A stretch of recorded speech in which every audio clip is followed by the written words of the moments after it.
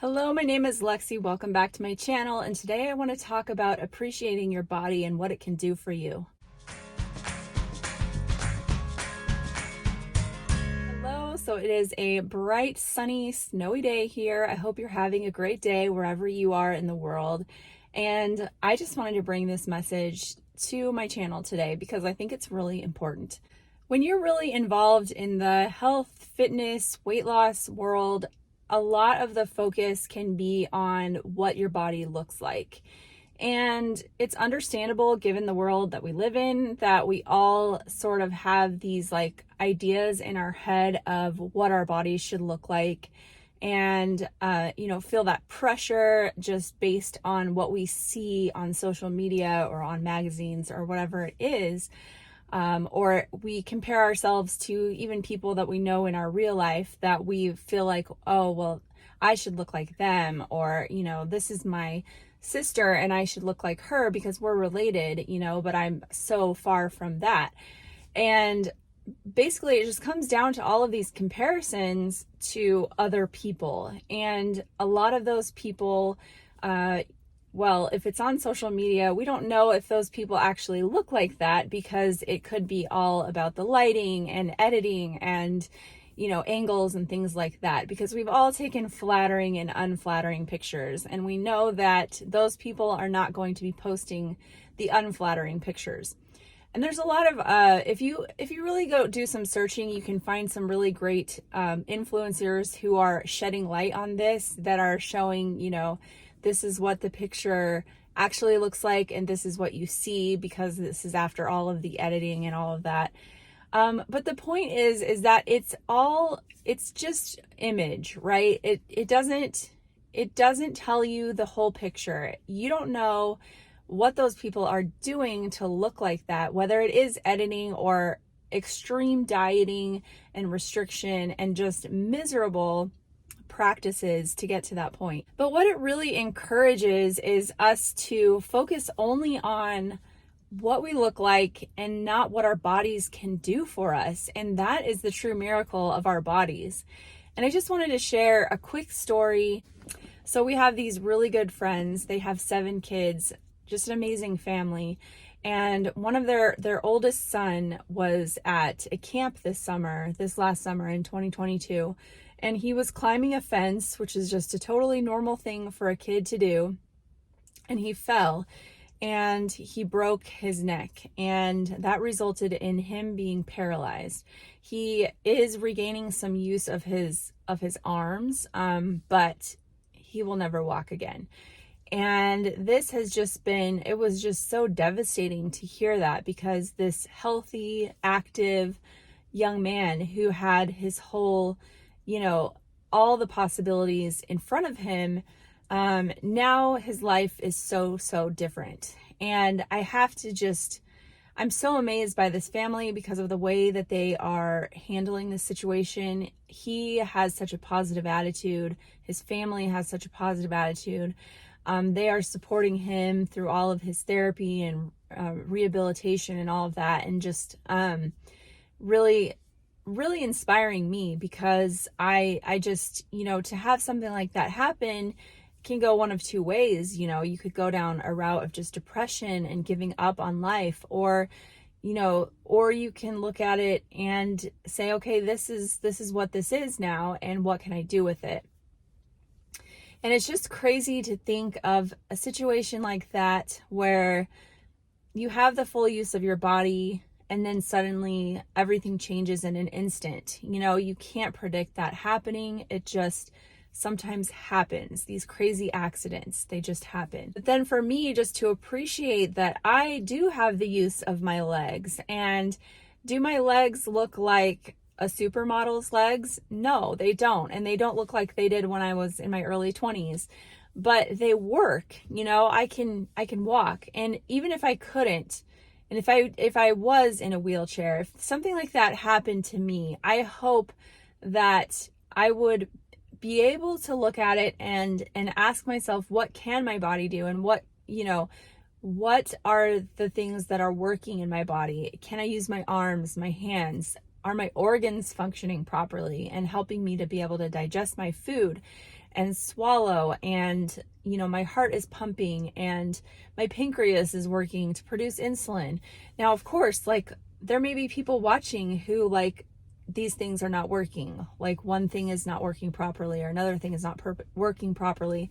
Or maybe you are in a wheelchair, and if you are, like, I give you just so much credit for all of your bravery and courage in facing life in the way that you can, because I just think that I'm just so inspired by people who live with disabilities, because I've seen so many people that just have these amazing positive attitudes, make the best out of the life that they have instead of the life they wish they had. There's also a father that goes to our church who, a few years back, we didn't live here at the time, also had an accident riding an ATV where he ended up paralyzed. And he is actually a physical therapist and continues to work in his field, and just is incredible. He has adapted his life to fit those needs, and I just think that it's so inspiring. And so I hope I'm not coming off as flippant about any of this, that, oh, you just have this terrible accident, and then if you have a sunny attitude, it can all work out. I know that there's some real like challenges there, and just some deep feelings of loss and grieving that you would have to go through in that situation. So I really hope that I'm not coming across that way, that you can just easily snap out of something like that, because I don't think that's the case at all. But rather, my point was just to I think we forget what our bodies are capable of.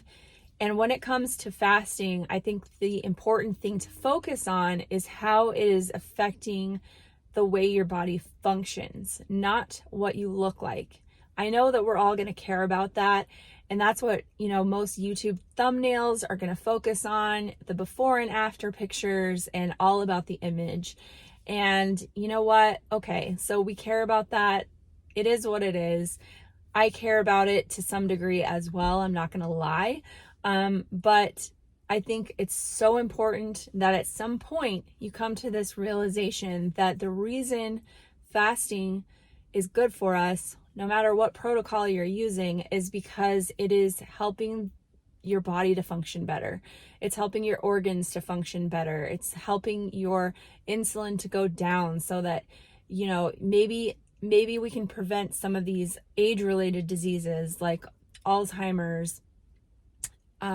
Maybe we can take some pressure off of our joints. Now, that's where the weight comes in, because having less weight on your body does put less pressure on your joints and your organs. So I think that it's important to acknowledge that having less weight on your body has benefits in and of itself, and that there is something to that. Now, how much weight you're going to lose is going to be very individual. It's going to just depend on your body, your physiology, and how that all works together.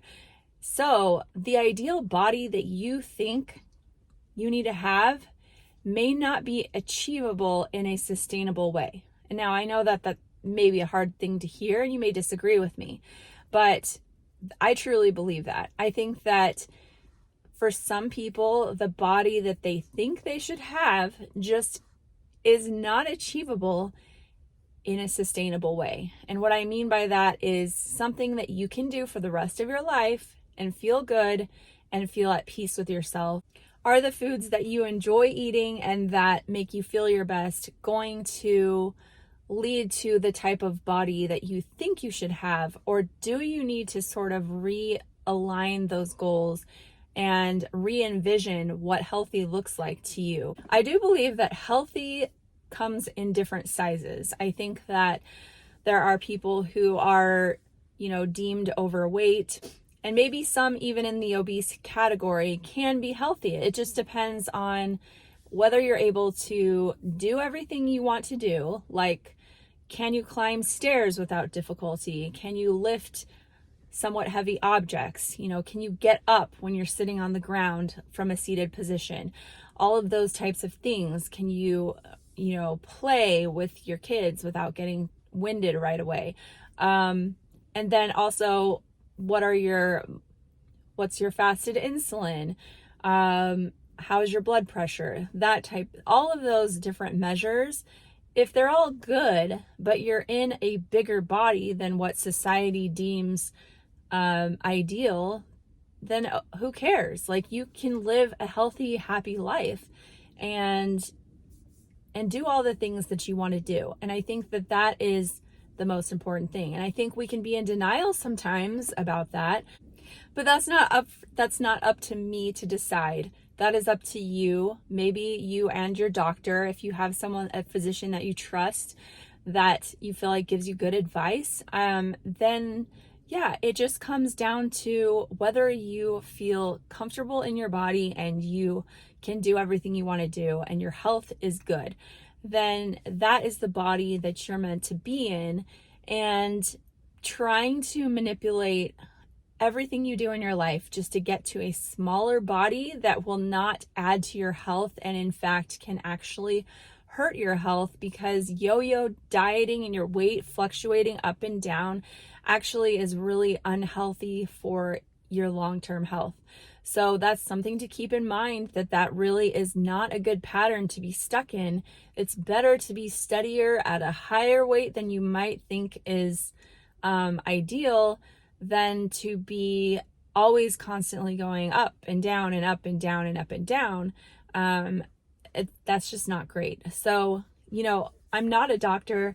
I don't know anything about your particular situation, but this is just sort of something to consider and think about, and just to appreciate our bodies and what they can do for us, and trying to optimize that versus always trying to look a certain way. So I hope that helps somebody out there, and I really appreciate you guys. I hope you're having a good day, and I'll talk to you next time. Bye-bye.